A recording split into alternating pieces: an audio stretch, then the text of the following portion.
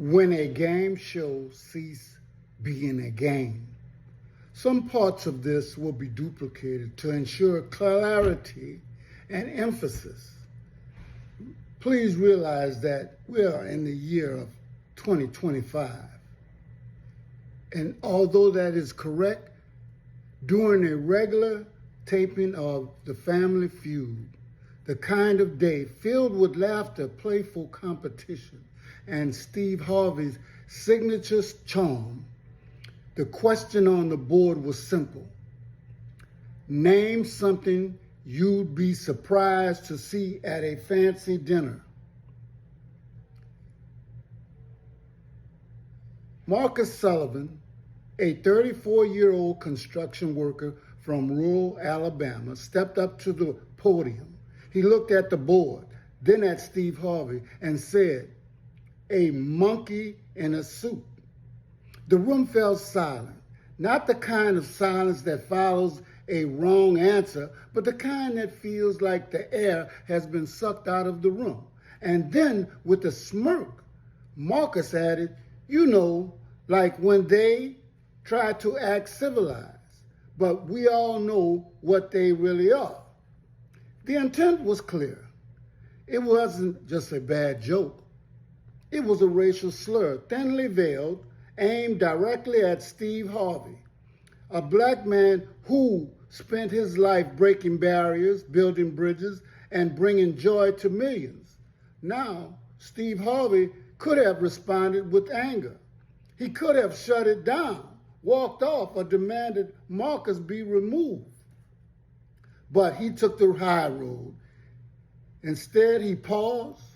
That pause was powerful. It was a moment of reflection, of restraint, of leadership. And then Steve spoke, not with rage, but with truth.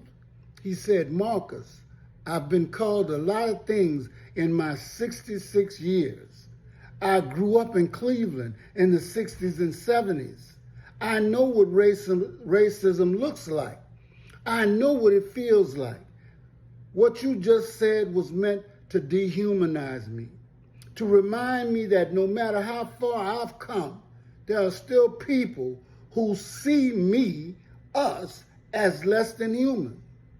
Steve didn't stop there. He turned the moment into a masterclass in empathy and accountability. He gave Marcus a choice.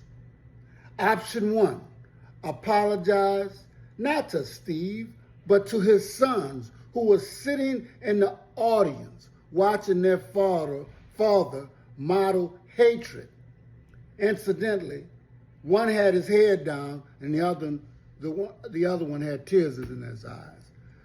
Option two, stay, play the game, and after the show, sit down with his wife, family, and Steve, camera crew, to have a real conversation about where that hatred came from and how to unlearn it. After his wife came on stage and asked him to take number two, Marcus chose the second option. Now let me tell you about Marcus' family. He came with his wife, Jennifer, their two sons, and his father, Robert, a 68-year-old Vietnam vet. Robert sat with his arms crossed, his face stern. That day we learned that Robert had passed down his own inherited racism to Marcus, just as it had been passed down to him by his father. It was a generational, systematic type of poison. Something remarkable happened though. Steve Harvey didn't just continue the game, he transformed it. Between questions, he shared stories about growing up poor, living in his car for 3 years while chasing his comedy dream, and being told by a teacher he'd never amount to anything. He spoke about his mother, Eloise, who taught him that hatred only destroys the person who carries it. Marcus listened. He asked questions, real questions. How did you not give up? How do you forgive people who hurt you? And Steve answered with wisdom. I forgive because holding on to hatred is like drinking poison and expecting the other person to die.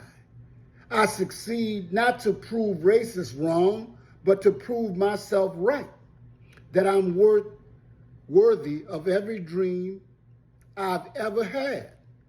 Marcus' transformation was real. His son saw it, his wife saw it, and his father, Robert, who passed on that poison, stood up and said, "Son, I taught you that poison. I was wrong. Don't pass it on to my grandsons." It ends here. It ends today. That moment wasn't just emotional, it was revolutionary. After the show, Steve invited the Sullivan family to stay for a 3-hour film conversation. It became a special called The Healing, nominated for an Emmy. In it, Robert admitted he'd never known a black person personally until that day. His worldview had been built on stereotypes and fear. Marcus confessed that he'd applied to Family Feud just to take money from a black host. But standing on that stage, seeing the pain in his son's eyes, hearing his father's apology, and watching Steve respond with grace and dignity shattered something in him. He said, "I didn't see you as human. I saw you as a threat. That's evil, and I brought my sons here to witness my evil." Steve reached out, took Marcus' hand and said, "You're human, Marcus. Flawed, broken, poisoned by a generation of hatred, but human. And humans can change." And Marcus did. He and Steve launched a nonprofit called From Hate to Hope, offering workshops in rural communities to address racism through education and storytelling. Marcus now travels to schools sharing his story. He should travel to educational institutions and corporations also. His father joins him, telling students, "I wasted 60 years of my life hating people I never knew. Don't be like me. Be better than me." Jennifer Sullivan, Marcus' wife, wrote a best-selling book, When Love Demands Change, about rebuilding a family after hatred nearly destroyed it. How many of your families are almost destroyed by hate? Their son Dylan started a TikTok series called Unlearning Racism with My Dad, which sparked a youth movement called The Last Generation of Hate. And Steve Harvey, he said, "It was the hardest and most important moment of my career. I could have destroyed that man," he said, "but I thought about his sons. I thought about the power of mercy." Hatred is taught, which means it can be untaught.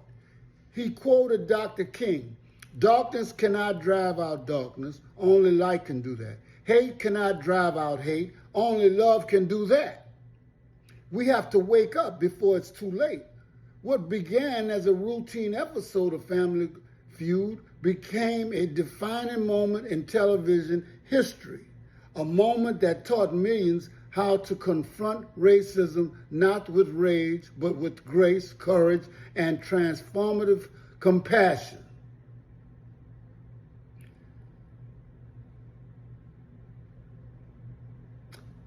He explained how the comment wasn't just offensive.